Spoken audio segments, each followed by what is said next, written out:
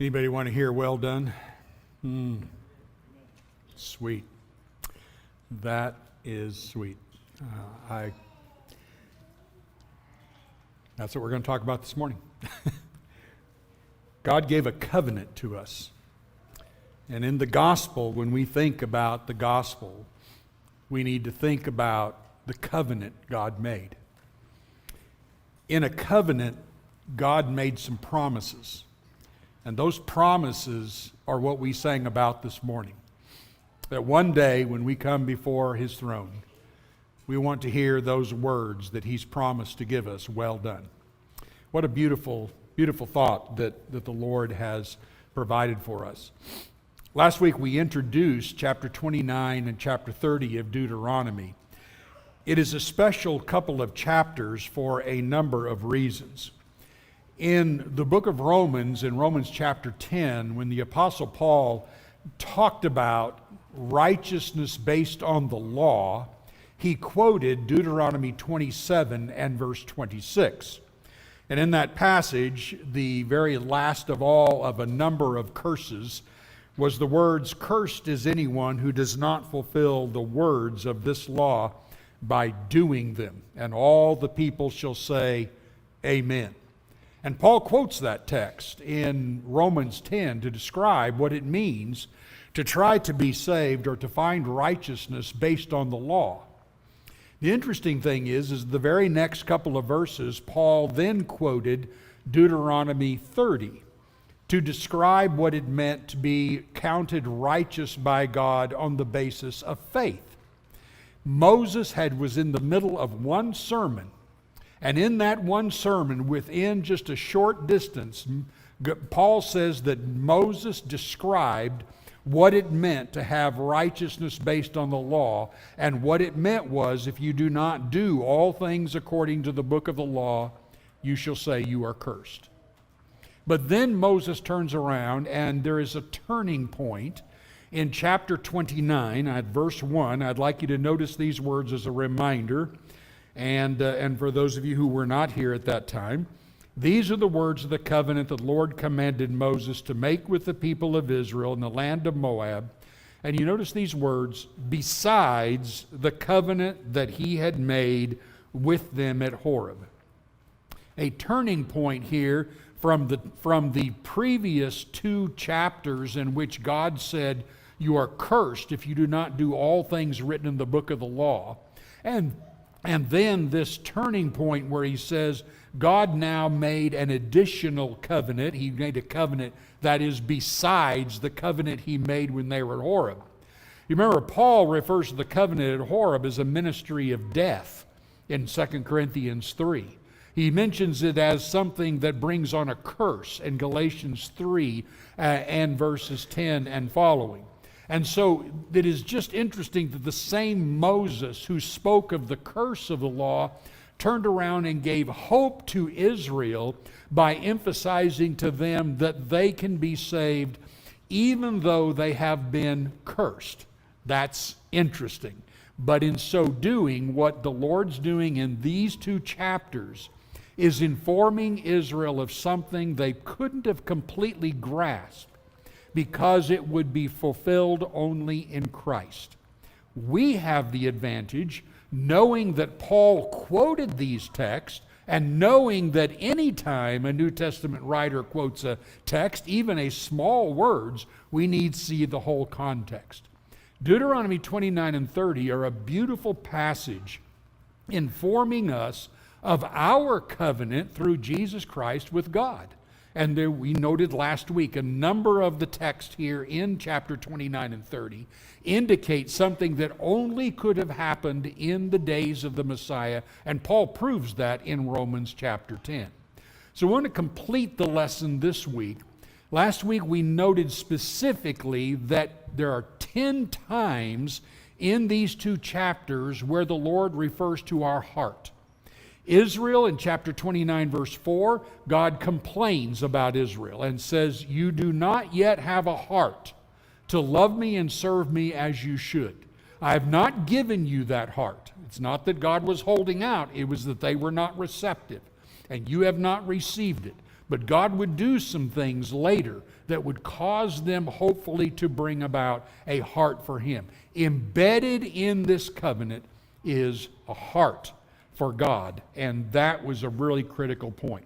So I'm going to do two things in this lesson. First, we want to look at the blessings and curses, or blessings and warnings of the covenant we are in, and that He warns us against here. We're going to hit some of these things very quickly. Then we're going to talk about what it takes to have a heart for God in this covenant. All right, so first, notice just a few passages here. We see a reminder right away that this is an additional covenant. There are promises and warnings in this covenant, and the exhortation is to live with God in this covenant. Live is an operative word throughout chapter 29 and 30, and especially in 30:11 through the end where it was read for us this morning. Live has to do with having life and having spiritual life and life with God, whereas otherwise we would lose that life. And He challenges us to make a choice. Do you want to live or do you want to die? Enter my covenant, you live. Keep my covenant, you live. Do not keep my covenant, you die. That same thing is true for us as well today. So look carefully, first off, when you see verse 2 down through verse 9, the first thing God does is remind them of all the things He had done for them. I'm not going to go into these in detail. You can see it there in the text. But He simply says, look, you didn't eat bread.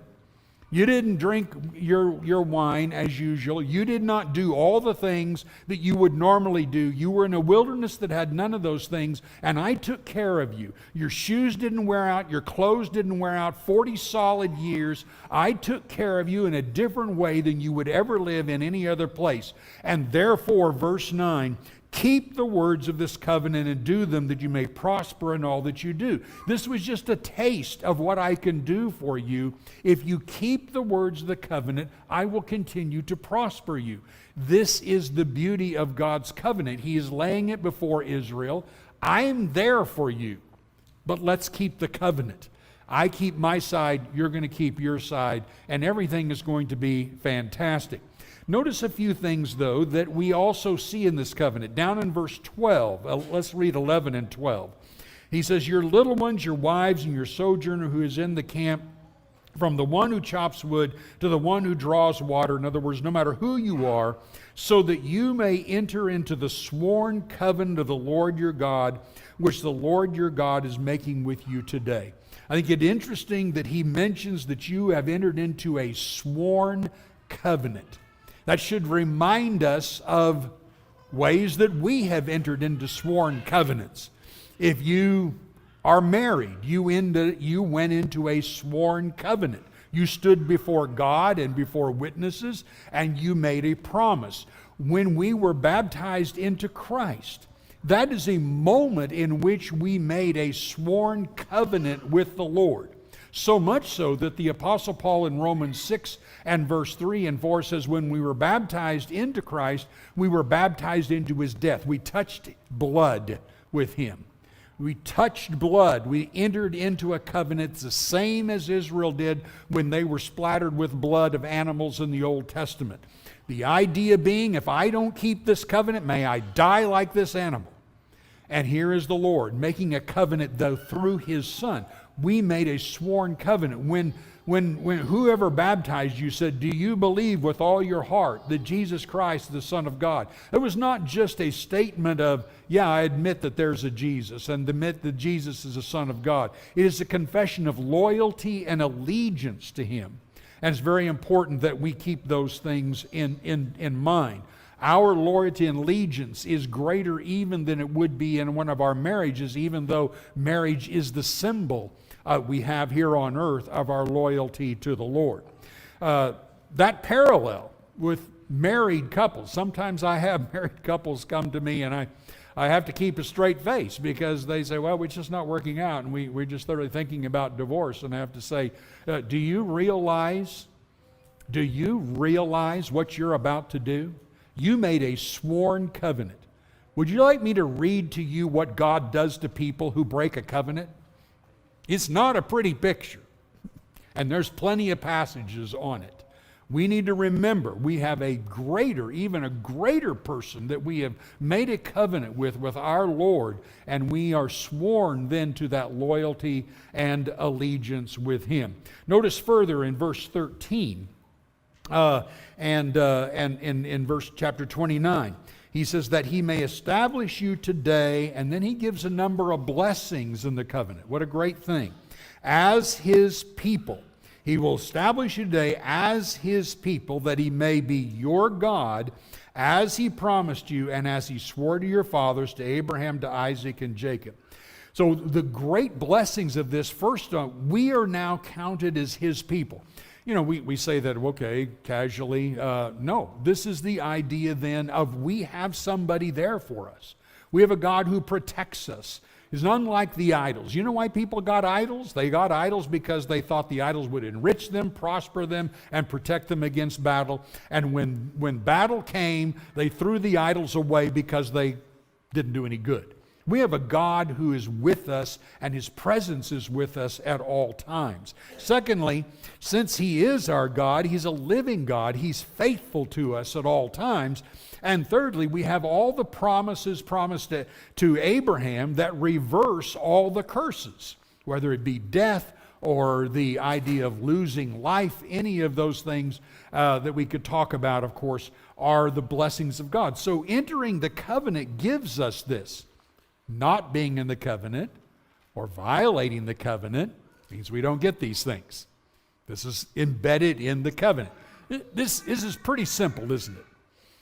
It is just like things that we write up with contracts with other people and in our business dealings. Those contracts are very simple and straightforward.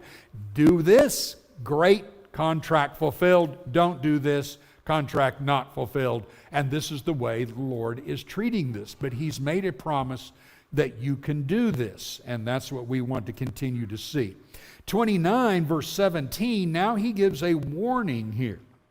He says, as you traveled out of the land of Egypt, etc., and you saw the midst of the nations, and you went through them, verse 17, and you have seen their detestable things, their idols of wood and stone and silver and gold, which were among them. Beware lest there be among you a man or woman, a clan or tribe, whose heart is turning away from the Lord your God to go and serve these gods. So you've seen these detestable things, gold and silver, wood and stone, and we still see them today. They're not in the same form as their idols, but idolatry is the major issue of every person and every Christian. What am I going to prize most in my life? What is going to be my number one goal? What's going to light my eyes? What's going to cause me to pursue it? What's going to be my number one joy? As Jesus said, seek first the kingdom of God and His righteousness. These are the things that you need will be taken care of. So it's very important that we see we are easily taken away into idolatry. In fact, Paul in 1 Corinthians has two warnings in which he says, flee. One, flee sexual immorality. Two, flee idolatry. The reason he says flee is both of them are quickly something that can grab our hearts and grab our minds. So he says you stay way, way away from it. How we treat our money, how we treat our lives, what we pursue, all tell us whether or not we are living in idolatry or there is something ahead of God besides what He wants. And then you see in verse 18 and 19 of chapter 29, these words, beware, and it's all back to the heart again, which, as we said, is used 10 times in this text. Look carefully at verse 18.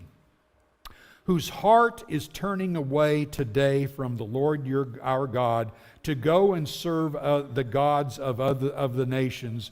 Beware lest there be among you a root bearing poisonous and bitter fruit, one who, when he hears the words of this sworn covenant, blesses himself in his heart, saying, I shall be safe, Though I walk in the stubbornness of my heart, this will lead to the sweeping away of moist and dry alike. I thought that was an interesting text. We're dealing with the heart, and what does he warn against here? He says, look, beware that there be this root in you that's hidden down in your heart. This root of that says I can do these other things and still get away with it. I'm sure all of us have experienced this if you've ever pulled weeds or you've ever dug weeds out of a garden or something. In California, when my parents said, you got to go out and get the weeds out of the garden, I had a tendency of grabbing a hoe and cutting off the top of Bermuda grass that was growing up in the garden. I thought I'd done just such a great job until 2 days later, and here it came sprouting back up. We know how that works. You can't cut the top off of a weed. Now, if it was a good plant, cut the top off, the thing probably die. But unfortunately, it doesn't work that way. You can't do that with a weed. It's going to come right back. There is a root in there that keeps wanting to sprout up, and it's going to win the battle until you get the root out of our hearts. And I would say this, and I think all of us would agree. All of us have a root in our hearts that wants to sprout up. And we catch it from times trying to break through the soil, trying to take a hold on us and a hold on our lives. And we feel that and we see that. What's it going to take? I've got to get the root out. I've got to uproot the root, or I am going to be taken over. So what are the things that are involved in getting this out of our hearts? And this is such an important principle that we see here. Verse 19 gives us a picture of the root. And I would just say, can't you see an Israelite doing this? He hears the words of the sworn covenant and then blesses himself in his heart, saying, I will be safe, though I walk in the stubbornness of my heart. That sounds like a good, solid hypocrite, doesn't it? I'm going to be fine, even though I walk in all the stubbornness of my heart. That's the root. So does that happen to us? Yeah, there's times when we go, I just don't want to today. I just don't want to do what I should do. Or I just want to do what I shouldn't do. And I'm kind of tired of these restrictions that I have. And I just can't believe that God's going to be so angry with me just because. I don't think that's really the way this is going to work. And our minds start going. I have found repeatedly in my life, if I stay away from the Bible very long, my own reasoning starts taking over. And there isn't anything dumber than my or your reasoning by yourself without God. That's just about as dumb as it gets. It always turns out wrong. You start saying, did he really create everything? Is this really what's going on? Is there really going to be a judgment day? Is there really going to be a hell? That's kind of hard to imagine. Did that really happen? And every time my mind went through those things, I go, stop. Let's go back to the text and start from scratch. And God says, look around. Romans 1:20, Psalm 19. Look around. Tell me how I got here. Look at everything. Look at the beauty. Took the kids to the zoo Friday, and every time we go into that reptile center, they're the weirdest looking things I ever saw in my life, and every time I see it, God just went, I'm going to show a billion different things. All these different crazy looking animals. And they are so odd, and yet God paints them and perfects them, and you say, how could that thing live? That's impossible. How it could live? But it lives. The Lord even said some of those things in Job. He goes, look at that dumb ostrich. He lays his eggs right there in the sand and just walks away and leaves it. How did he survive? Me. Everything God does is that way. So it reminds us to watch out for the root of the stubbornness that comes about in our heart. I've heard Christians do this all the time, especially say words, well, I don't really think God's going to condemn me just because. As I've said many times before, it may not be the thing you're doing, but certainly the attitude. To actually challenge God and to say, I don't think He would just because I'm doing something over here I shouldn't be doing. That's the stubbornness of the heart.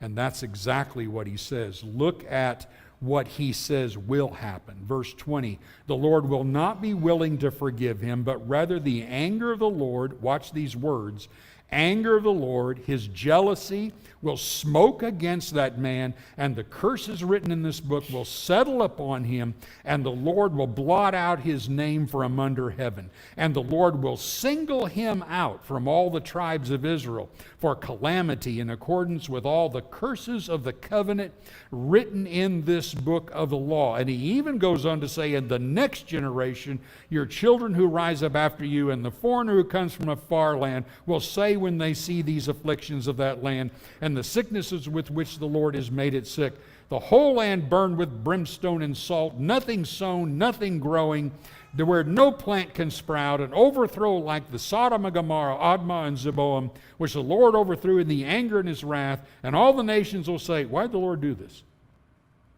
I thought it was interesting in the text. It started with one man and ended up the whole nation. Yeah. And be very, very careful. One person starts influencing others. One parent can influence children, and then the next generation, and the next generation. For no other reason, I would love for parents who aren't serving the Lord to stop and think, do you not care about what happens to your grandchildren eternally? When you're selfish and do not give your whole heart and soul and mind and strength to God, you sent a message to your children and your grandchildren that God does not matter that much, and they ought to pursue all the desires of their heart. It should be horrifying to us to think that we would do that to future generations. But it happens over and over again. The next generation will take those little ways that you have not been loyal to God, and they will expand on them and take them to a higher level. And then the next generation will expand on it further. How long did it take for Israel, the good generation who entered the land of Canaan? Well, how long did it take for the next generation to fall away? Well, one generation. That's all it took, because God was not their total heart and soul. As a parent, I mentioned this to some parents the other day. As a parent, you can actually be fairly flawed. Every parent is. But what will overwhelm our human flaws is a dedication and loyalty and love for God that is beyond all others. I could give you a long list of my father and my mother's flaws, and my children could do the same with me, I'm sure. But what always came through was God was going to be first. And it didn't matter what. God was going to be first. He was going to be the love of their lives, and they always demonstrated it by how they lived, how they studied, and how they talked to others about God. That is so important and so significant. Watch what you're doing. And this is what he warns against in this text. And then the warning of verse 27, therefore the anger of the Lord was kindled against this land, bringing upon it all the curses written in this book, and the Lord uprooted them from their land in anger and fury and great wrath, and cast them into another land as they are to this day. So uproot the root in you that is bad, or be uprooted, is God's admonition here. And then one of our favorite verses, certainly one of my favorite verses over the years, if I couldn't answer a question or I didn't think it was ever answered in the Bible, I would just read 29:29. The secret things belong to the Lord our God, but the things that are revealed belong to us and to our children forever, that we may do all the words of this law. So I'd say there's two principles we need to know here. Number one, there are things not revealed. And it can really drive you nuts sometimes. You have questions that you don't have an answer to. And you say, I just don't know why God would do that, or I don't understand why God would do this. I've had people who didn't become Christians according to them. I don't believe it, but according to them, they weren't going to become a Christian until God answered some questions for me. I had one such person a few years back. I said, well, what's the big question you have that causes you and just to say, I can't do this? Well, where did Cain get his wife? Now, there's a biggie. You know, the problem sometimes, as I inform this guy, is, you have a lot of questions that you don't have answered, but it isn't because God didn't answer it. It's because you don't know your Bible.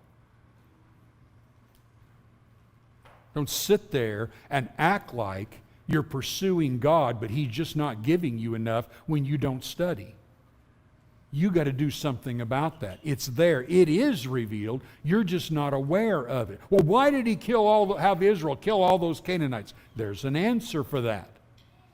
You just didn't study and don't know the answer. So some things are like that. But then there are other things. God has no intent of giving us everything that we would like to know. There's a matter of trust and belief that we ought to have. So the second thing is, He says at the end of this text, and this is the main thing he's getting at, the things revealed belong to us that we may do all the words of this law. He says, why did I write it down? That we may do all the words of the law. Reminds me of Isaiah 8, when Isaiah is getting all over Israel and God speaking through Isaiah. He says, throws his hands up and says, the scribes have written it in vain. Indeed.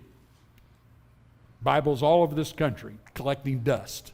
The scribes have written it in vain. Why did thousands and thousands of copies of the Bible be handwritten so that they be passed down so now we can be printed if the scribes didn't do any good because we're not reading it? Now let's transition to the final thing here. We've seen this over and again, but how do I get a heart? How do I get a heart for this covenant and a heart for God? That's been the emphasis throughout. It is important that we understand that our hearts are critical here. The heart has been a key, and ritualistic obedience God does not accept. Look at chapter 30 and verse 6. Here's what God's looking for. And the Lord your God will circumcise your heart and the heart of your offspring, so that you will love the Lord your God with all your heart, with all your soul, that you may live. There's what He's interested in. All your heart, all your soul, all your mind, that you may live. That is the critical key. So what is it going to take? The emphasis here, first off, in chapter 29 again, is we mentioned briefly the idea that God said, you've seen the great trials that your eyes saw, the signs and those great wonders, but to this day the Lord has not given you a heart to understand or eyes to see or ears to hear. What was the problem here? They saw everything, but they didn't see it. They saw it, but they did not spend time in proper, deeper perception and understanding of what was taking place here. God is trying to save them from the worst bondage anybody can think of. And they walk out and they just begin to forget. And it's no longer in their heart anymore. You always wonder, how could Israel so much lack appreciation for what God did? He brought them out. The Egyptians are chasing them. They're right on the edge of the sea. They throw up their hands and say, we're all going to die. And Moses goes, just hold on, holds his staff up. The water split. They go through on dry land all night long. And then the Egyptians follow in, and God goes, kills them all and said, you're free. And Israel goes, where's some idols?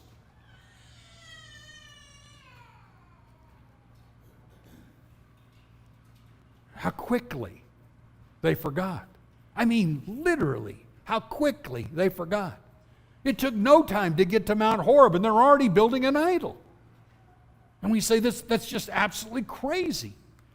But the problem is forgetfulness and a lack or deeper perception in what God has done is a tendency of every believer. Alan mentioned this morning all the memorials. Why does God keep doing that? Because He knows we forget. Not just forget like I couldn't tell you what Jesus did on the cross, but forget that my condition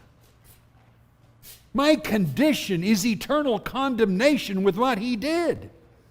My condition is a life of misery. Look around you. Look at the news. I don't want to look at the news. Look at the news. See what the world has gone to when they followed Satan. It's a disaster. That would ought to be in fact, there's atheists who said, you know what, I don't believe in God, but it's a good thing for Christianity or our world to be a mess. Amen. That is exactly right. We have such hope. Will we ever not forget? Every morning, every night, before you go to bed, your thoughts ought to be, but by the grace of God, I would be lost. If it weren't for God, I would not be here in this condition. If it weren't our God, I would have no hope. Every day is a day of thankfulness for what He has done, and a day that urges us to pursue Him even more. That's what God is complaining about in this text, is that lack, how easily we do the same. Who gave you a place to live? Who gave you a job? Who gave you clothes? Who gave you food? Who gave you a mind? Who gave you talent to do certain things so that you could be successful? Who gave you wisdom? Who put salt and pepper on your table? I think the most touching moment I think I ever had hearing my children pray was, God, thank you for the salt and thank you for the pepper. And they look around the table, thank you for the chicken, and then look at Mom and say, what's that? Thank you for that too. I never thought, yeah, thank you for the salt and pepper. Who made it so you could have a floor in your house? When I'd go down to Mexico with my uncle in teaching, I said, going to many houses, they didn't have a floor. They swept the dirt off the dirt floor. They didn't have an oven. They had a big pot outside with a pile of grease in it that they heated up and dumped things in and ate. It was disgusting smelling oil too. Been there a while.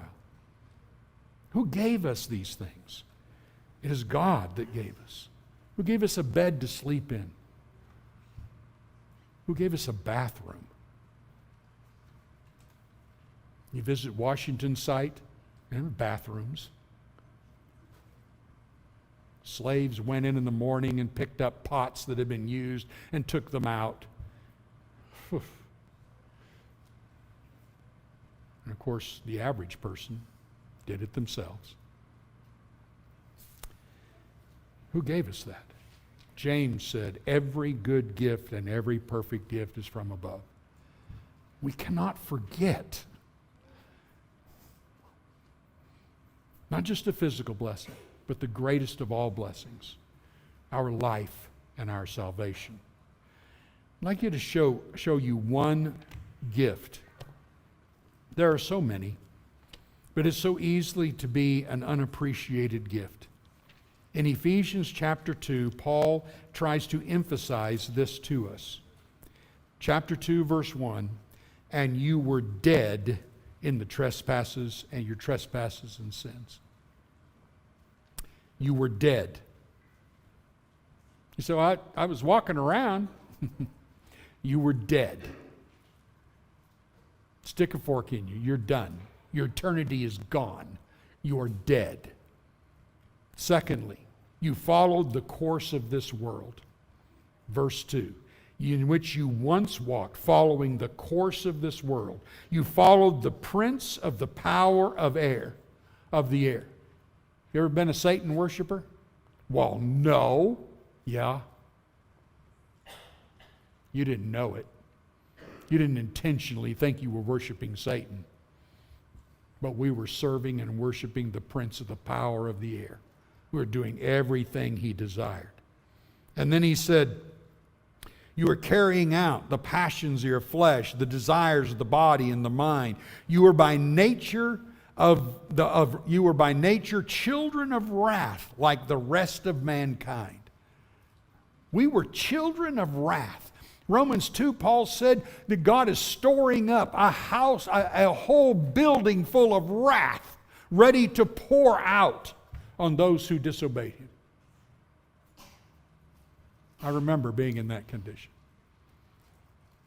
I remember trembling at the thought that in the next few minutes I would die.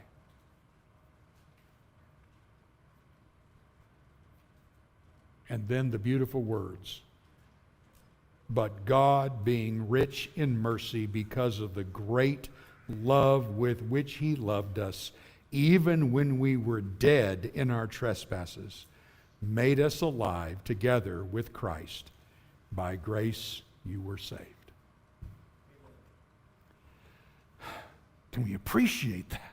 You see, every day, you can't just go, oh man, on Sunday that was such a great thought and I really appreciate it. I got to appreciate it tomorrow and tomorrow and tomorrow because my tendency is to forget. And that is the way humankind often is. So let's admit something. At some point, every one of us have lacked a heart for God. I remember it quite well. You know whether or not you're in that condition. You say, well, I'm at church. That doesn't have anything to do with what I'm talking about here. You know whether you have a heart for God. Israel was following God and went through the whole wilderness. And Israel was about to go into the land of Canaan. But he just said, you don't have a heart that I want. So we all know if we're in that condition. I remember it quite well. Oh, yeah, I still came to church. Oh, I still was going through all of those motions. Oh, nobody else may have really known how far away I actually was. God and his word was not a passion. So what do you do? What do you do if you're not a Christian? First and foremost, have to come to grips with reality. Reality is that if you know there is a God, that God has just revealed what he's going to do. You are dead, and the wrath of God is upon you. Walk around, feel it, deal with it. And there's only one way you can get out of that. And that's by passionately serving God. It has to be your passion. You can't snap your fingers and make it happen. It is a pursuit. It is a diligence. It is a striving. It is an understanding that I have before me something of the greatest price that ever could be. As Jesus' parables, a treasure in a field, a pearl that is beyond any other. It is something that can only be attained and can be held onto throughout eternity. Nothing else can. Whatever's pretty to you right now is going to get old and decay. Whatever you own is going to get old and decay. Soon to be burned, soon to be burned, soon to be burned, over and over again. Is hell really the result? If hell weren't the result, Jesus wouldn't have come and gave his life. He doesn't want you to be lost. But what else is he supposed to do? Beat you in the head and drag you off? No, you have to make a decision. And it starts with one decision. And then builds every day on that decision to seek him, to serve him, to pursue him. We're studying in Kings. Some of the kings, God would say, he did what was right in the eyes of the Lord, but not with his whole heart. Interesting statement God gives. And if you're a Christian, but you know that God isn't your primary love, you know you do not pursue him as you should. The first thing you should understand is this text reminds us that the covenant is founded on love. It's not founded on whether you go through some commandments. It's founded on love. The covenant is based in a marriage with God. If you were going to get married and you knew it was a loveless marriage, how much fun do you think that would be?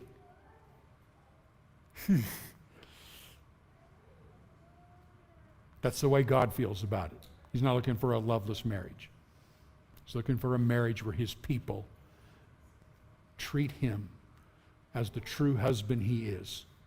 How beautiful that relationship. And thirdly, there isn't any joy anyway in serving God without love. That's an annoyance. That's no fun. That's miserable. You want to live a miserable life? Try serving God without love for him. I don't mean that cursory. Do you love God? Well, sure, I love God. No, I mean love God as you would love somebody who you marry. That's the kind of love he is looking for here.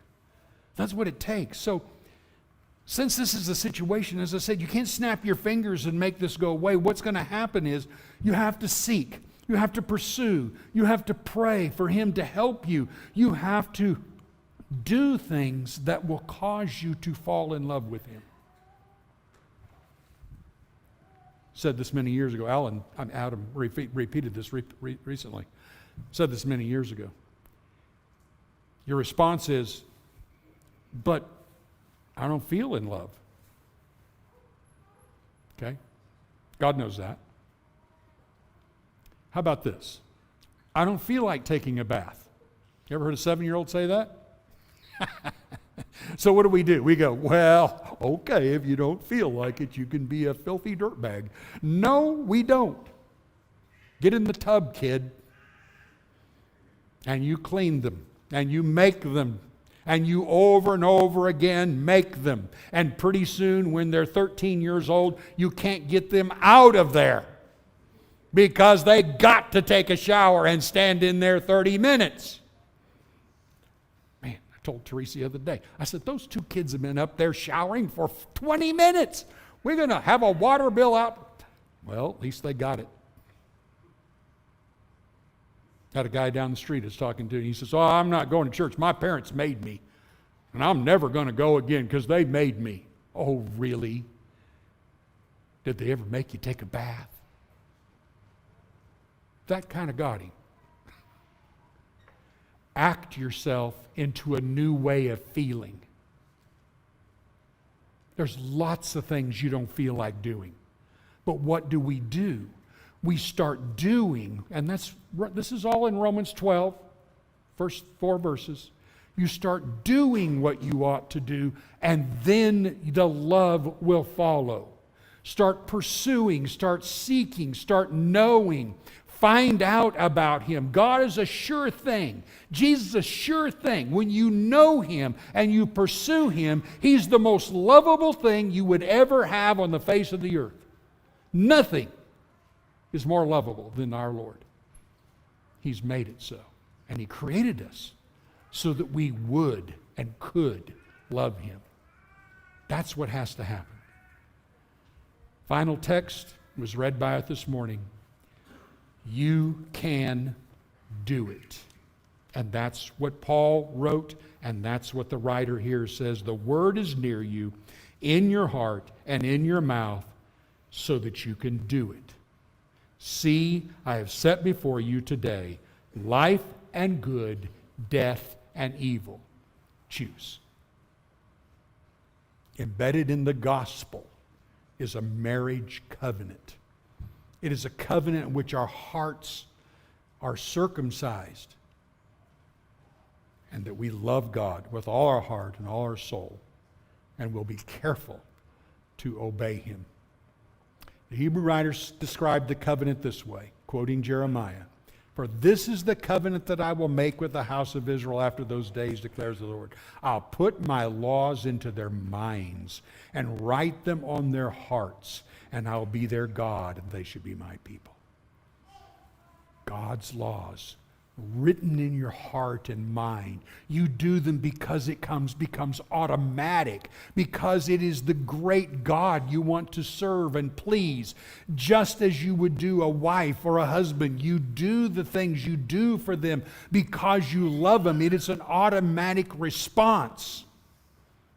It is not, what do I got to do again? Well, you don't really think God would just kill me if I did. Tragedy.